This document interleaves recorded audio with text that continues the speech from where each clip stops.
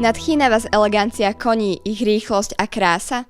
V tom prípade veríme, že ste si nenechali ujsť jazdecké preteky, ktoré sa konali 6. augusta v Rimavskej Sobote.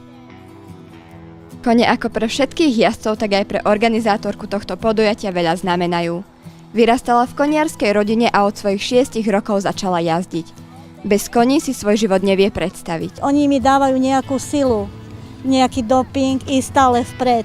Aj keď má človek nekonečne veľa problémov, tie kone vás vždy tak nadopujú silou, dávajú vám silu a ísť stále dopredu. Pre mňa znamenajú veľa aj pre moju rodinu. Pretek sa začal verejným tréningom, kde boli 2 parkúry s výškou prekážok 50 a 70 cm.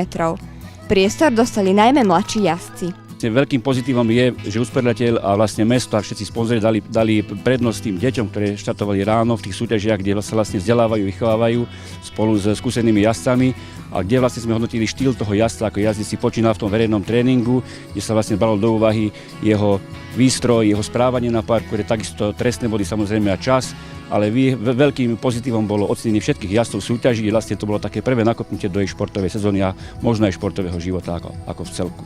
Po verejnom tréningu nasledovali 4 oficiálne parkúry. Hodnotil sa výkon jazdca ako nejako dvojice. Body sa získavali za dobre preskočené prekážky, v prípade zhodenia sa body nezískali.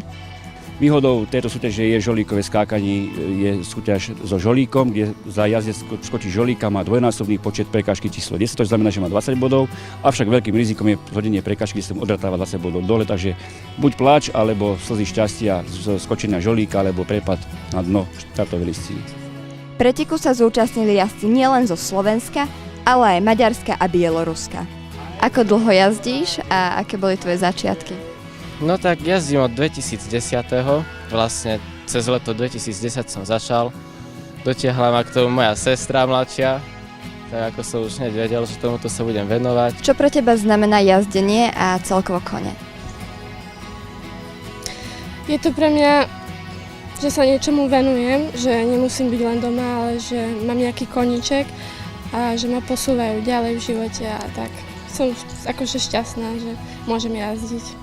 Máte trému alebo nejaké pocity vaše sú momentálne aké? Tak tréma je to normálne, iba blázon nemá trému. Vždy je to adrenalín a tak.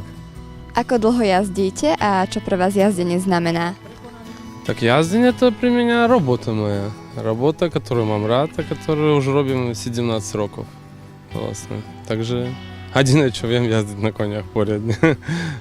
Cieľom akcie bolo vytvoriť príjemnú atmosféru, vymeniť si skúsenosti, porovnať sily a nadobudnúť nové priateľstvá.